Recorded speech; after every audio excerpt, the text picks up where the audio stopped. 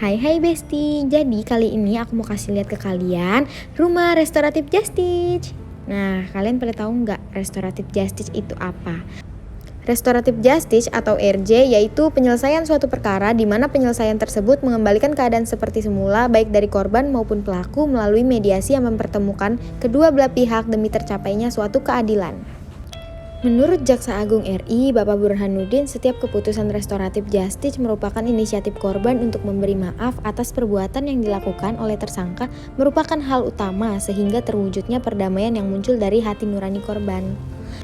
Menurut Bapak Fadil Jumhana, Jaksa Agung Muda Tindak Pidana Umum Kejaksaan RI, restoratif justice ini dapat menjadi solusi dalam penyelesaian sejumlah kasus tindak pidana yang ringan dan mencederai rasa keadilan di masyarakat.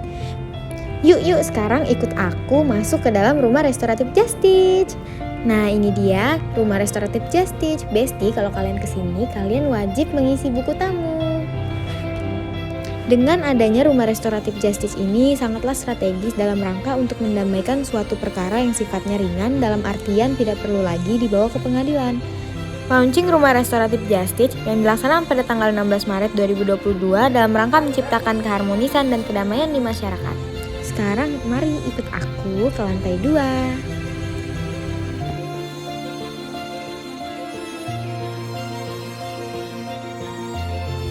Nah, ini dia keadaan lantai 2 rumah restoratif justice. Disinilah dilakukannya mediasi untuk memecahkan suatu perkara yang ringan agar tidak perlu dibawa lagi ke pengadilan. Restoratif justice pertama kali dilaksanakan pada tanggal 2 September 2020 di Kejaksaan Negeri Dumai.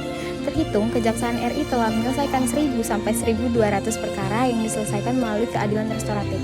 Dan pada Provinsi Kalimantan Utara telah terselesaikan 18 perkara yang diselesaikan melalui keadilan restoratif.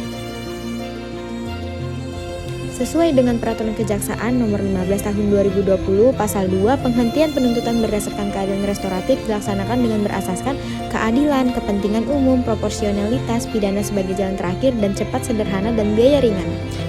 Pada Pasal 5 Ayat 1, perkara tindak pidana dapat ditutup demi hukum dan dihentikan penuntutannya berdasarkan keadilan restoratif dalam hal terpenuhi syarat-syaratnya.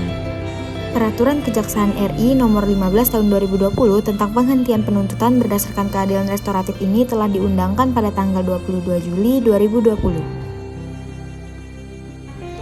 Bye Besti, itu tadi sedikit informasi terkait restoratif justice dan keberadaan rumah restoratif justice di Samarinda yang dikelola oleh Kejaksaan Negeri Samarinda.